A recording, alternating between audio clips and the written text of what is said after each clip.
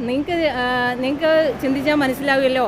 കോഴിക്കോട് ഇതാ ഈ CD ടവറിൻ്റെ ഈ മുന്നിന്നാണ് ഇക്കാക്ക 21-ാം തീയതി രാവിലെ ഓഗസ്റ്റ് 21 രാവിലെ വൈകുന്നേരം 7:30 കൂടിയിട്ട് ഇവിടെ നിന്നാണ് അദ്ദേഹം പോകുന്നത്. നിങ്ങൾക്ക് നോക്കിയാൽ അറിയാം ഈ ബേബി മെമ്മോറിയൽ ഇവിടെ ഉണ്ട്. അപ്പോൾ ഈ ബേബി മെമ്മോറിയൽ ഹോസ്പിറ്റലിൻ്റെ അടുത്ത് എത്ര CCTVകളുണ്ട്, ഇവിടുന്ന് തലക്കുളത്തൂർ പോകുന്നത് വരെയുള്ള എത്ര ക്യാമറ കണ്ണുകൾ ഉണ്ടായിരുന്നു. അതിൽ നിന്ന് ഏതെങ്കിലും ഇക്കാക്കയുടെ ഒരു ദൃശ്യം പോലും പോലീസിന് എടുക്കാൻ പറ്റിയിട്ടില്ല. അപ്പോൾ ഒരു പരാജയമാണോ അല്ലയോ എന്നുള്ളത് നിങ്ങൾക്ക് തന്നെ ആലോചിച്ചാൽ അറിയാം ശരിക്കും.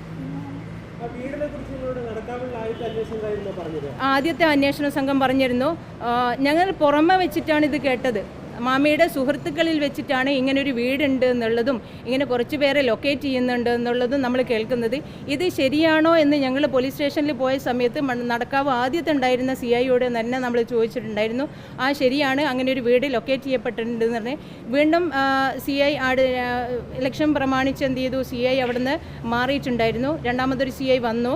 അവരോടും ഞങ്ങൾ ചോദിച്ചു, നിങ്ങളുടെ വീടും കുറച്ച് നമ്പേഴ്സും ലൊക്കേറ്റ് ചെയ്യപ്പെടുന്നുണ്ടല്ലോ, അതിൽ നിങ്ങൾ എന്തെങ്കിലും ക്വസ്റ്റ്യൻ ചെയ്തോ, കൂടുതൽ എന്തെങ്കിലും ഇൻഫർമേഷൻസ് ഉണ്ടോ എന്ന് ചോദിച്ചിട്ട് ഞങ്ങൾ അന്വേഷിക്കുകയാണ്. പെട്ടെന്നുണ്ടാവില്ല, അത് പെട്ടെന്ന് കണ്ടെത്താൻ പറ്റുന്ന കാര്യങ്ങളല്ലല്ലോ, അന്വേഷിക്കുന്നുണ്ടെന്ന് പറഞ്ഞ് നമ്മളോട് ഓരോ ഡേറ്റ് തരും. അങ്ങനെയാണ് ഉണ്ടായത് ഇതുവരെ.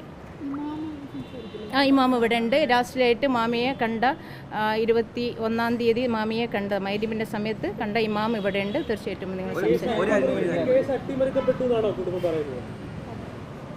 നമുക്കങ്ങനെയാണ് തോന്നുന്നത്. കാരണം ഈ കോഴിക്കോട് സിറ്റിയിൽ നിന്ന് ഒരു മനുഷ്യൻ മിസ്സാവുകയാണെങ്കിൽ എല്ലാ ഫോണും 2-3 ഫോണുണ്ട്, ആപ്പിളിൻ്റെ iPhone വരെ ഉണ്ട് ആളുടെ കയ്യിൽ.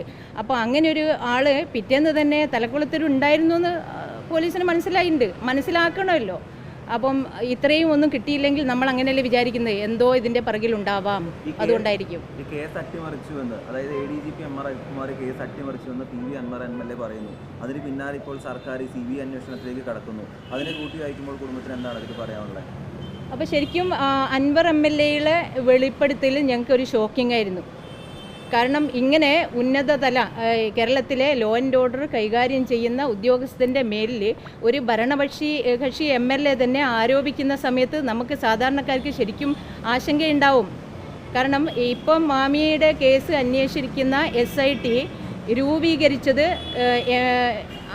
ADGP അജിത് കുമാർ സാറിൻ്റെ പ്രത്യേക നേതൃത്വത്തിലാണ്.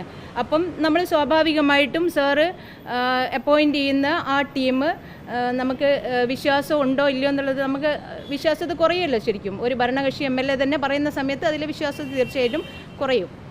21 ആഗസ്റ്റ് 2023 എവിടെ പള്ളിയിലെ മഗ്‌രിബ് നിസ്കരിച്ച് രണ്ടാമത്തെ സഫിലുണ്ടായിരുന്നു. മൂന്നാമത്തെ ആളാണ് രണ്ടാമത്തെ സഫ്. പിന്നെ ഞാൻ സാധാരണ ഇമാമ് നിസ്കാരം ശേഷം മടങ്ങിയിരുന്ന് പിന്നെ കണ്ട് മാമിക്കാനെ. പിന്നെ ഞാൻ നിസ്കാരത്തിന് ശേഷം പുറത്തിറങ്ങി ഞാൻ കാണാൻ വേണ്ടിയിട്ട്, പക്ഷെ കണ്ടില്ല.